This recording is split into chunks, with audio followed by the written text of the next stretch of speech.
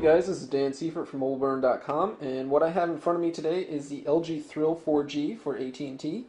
This is AT&T's version of the Optimus 3D that we took a look at about a month or so ago. So we're just going to do a quick unboxing of this, see what we get from AT&T and what's different from the Optimus 3D that was released for European markets. So for starters, you got your standard AT&T box here. You're a little beat up in on the way over to us today, but no big deal. Right, opening it up, we've got the Thrill 4G itself, so we can get this powered on. There we go. Inside the box, it's pretty sparse. You've got small instruction manual there, not too much going on there. You've got your standard micro USB cable, which also plugs into the power brick and acts as your charger. And then AT&T was kind enough to include a micro HDMI cable, since the Thrill 4G and its Optimus 3D brother has a micro HDMI port on it. They included this with you, so you can with the phone, so you can plug it into your HDTV. Other than that, pretty sparse. Of course, comes with a battery that AT&T pre-installed for us, and it comes with a micro SD card that AT&T put in for us as well. So take a look at that in a moment. Taking a look at the Thrill itself, just as a recap of the specs, they're exactly the same as found on the Optimus 3D. So you've got a 4.3-inch WVGA screen, 480 by 800 pixels of resolution. On the front, you've got 4 capacitive buttons there for menu, home, back, and search. Let's get this plastic off. There we go. Up top, you've got your earpiece and then front-facing camera. On the side, you can see the Thrill, just like its Optimus 3D brother, is fairly thick. It's a little over 12 millimeters thick, so it's not the thinnest phone on the market, and it's pretty heavy as well. It's about 171 grams, so it's not the lightest either. On this side, you've got covered flaps covering your micro USB port and then the micro HDMI port. The other side, you've got your power sleep unlock key and your 3.5 millimeter headphone jack.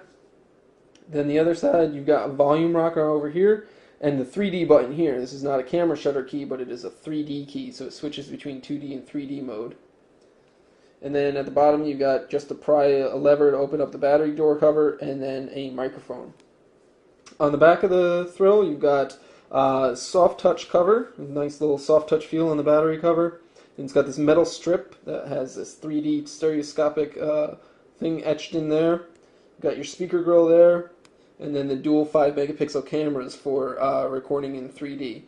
You can, of course, shoot in 2D as well, and that's the camera right there that will be used for 2D still pictures. Next to or in between the two is the LED flash. So that's pretty much it for the hardware. And like I said, it's exactly the same as the Optimus 3D that was released in Europe. If we pop open the battery cover, you see you've got the same 1500 milliamp battery.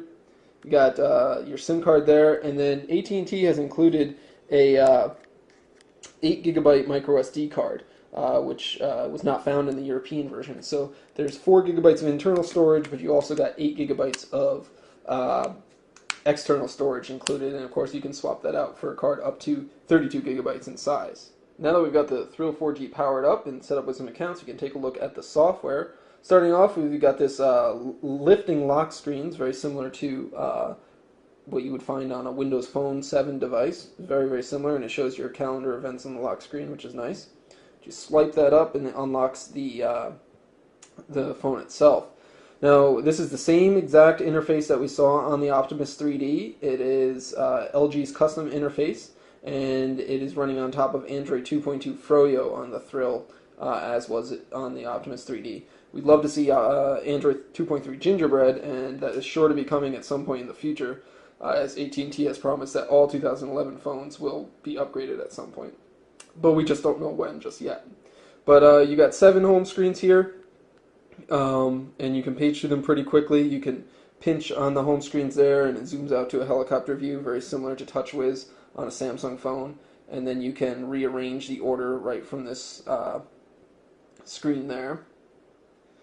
Some of the widgets here, so you've got this 3D Plus widget that gives you quick access to all the 3D settings and features for the Thrill. You got a music widget. We've added an email widget, which is pretty cool. Allows you to scroll through your emails, and that's built into the system there. You've got a Yahoo News widget there that you can scroll through news articles. Typical weather and clock widget. We added the LG widgets for the battery and the running apps there. And then you got the Social Plus widget that allows you to see your social feeds for Facebook and Twitter, scroll through them. You can access your notifications. You can access messages as well. So you can keep up with your social networks right there. The other big thing that we see on the LG interface is the application tray. It's the same as it was on the Optimus 3D. By default, it's categorized into 3D applications, pre-installed applications, and then anything that you've downloaded. You can do some pretty cool effects with this. If you pinch on it, it will shrink up all of the groups of applications, and then you can tap to open them back up, one at a time if you would like. You can also manage the categories. You can create new ones or rearrange the order of them easily. If we hit the menu button, we can also change the layout to a page view, like so. Or we can also access the apps in a full list view, which you can then organize them alphabetically. One thing that the launcher does allow you to do is remove applications if you directly from the launcher. So if you go to Manage App, you can see apps that have an X next to them are ones that you've downloaded or can be removed. And some of the applications that AT&T has pre-installed can even be removed, which is a little bit surprising. Out of the box, AT&T has installed a number of its own applications, plus some other apps there. So you can see Amazon Kindle can be removed, Live TV, My AT&T, QuickLight, YP, all of those can be removed by the user if you don't want them. Now they are just shortcuts to download the applications, but it's nice to be able to remove the shortcut from the launcher tray. Not all of the AT&T apps are removable though. As you can see, this code scanner one and the family map one, as well as the AT&T Navigator, are firmly in place, so they're not going anywhere, unfortunately. Most of the apps that we see here are the same as what we saw on the Optimus 3D, and they're your pretty standard applications that come with most phones.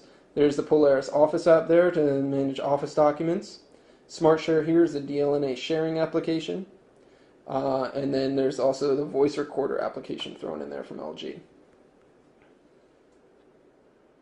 If we take a quick look at the browser is the same as it was on the Optimus 3D, which means that it still has this bar down at the bottom that you can't remove, which is a little bit annoying. It is nice to have quick access to different functions, like adding a new tab or back and forward or accessing your open windows. But we would like to be able to hide that while we're viewing a web page. You notice the new web page here gives us a quick view of a history of our web pages that we visited, so you can quickly access recent ones. Then if we hit our tab there, we can go back to the tab carousel here, which is pretty cool. The browser itself is pretty fast. It's not the fastest that we've seen, and certainly if this when it gets updated for Android 2.3 Gingerbread, it will be faster, as that's one of the big improvements from Froyo to Gingerbread. But for most intents and purposes, it does work.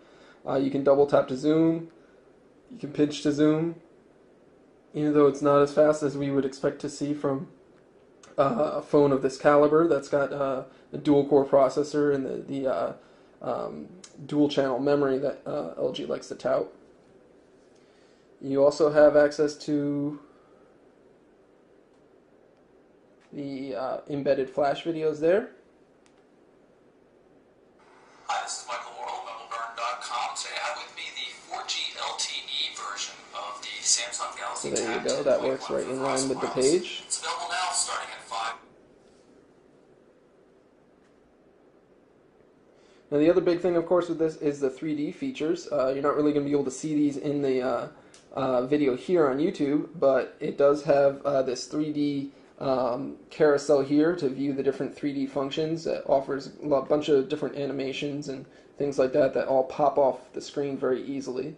The implementation of 3D here on this is actually much better than it was what we saw on the Evo 3D from HTC. It's much easier to see the 3D effect on the Thrills screen as opposed to on the Evo 3D. and it gives me less of a headache when I'm looking at it. So there you got the 3D options. Of course, you've got a 3D camera as well, so you can open that up. One thing that's still a pain point for this is it takes so long to open the camera up. We found that on the Optimus 3D, the camera took a long time to open, and it's just the same on the Thrill 4G. But here you can toggle between 2D and 3D modes, and then you've got your shutter button there that can snap the picture. Unfortunately, you can't use the 3D button to snap a picture. If you press it, it just switches over to the 3D mode, or back over to the 2D mode if that's what you're shooting in. As far as the picture gallery goes, it's pretty cool. You can view pictures that you've taken in 3D, or you can turn that off and view it in 2D as well if you don't want to see that effect. And you've got your standard options here for sharing and deleting your photos. If you switch over to video mode, you can record in 2D video at 1080p resolution, or if you are recording in 3D, you're limited to 720p resolution. So there you have it. It's a quick look at the LG Thrill 4G for AT&T. It is the AT&T version of the Optimus 3D, so if you want to see more about it and see what's going on with it more, take a look at our video tours of the Optimus 3D that came out about a month or so ago. AT&T is going to be selling this for about $100 on contract, which is certainly not bad for the capabilities that this phone offers. We would definitely like to see it upgraded to Android 2.3 Gingerbread sooner than later, and if you can open up the camera any faster, if that can be improved at all, we'd certainly be happy to see that. But there you have it. It's the LG Thrill 4G for AT&T. This is Dan Seifert from MobileBurn.com.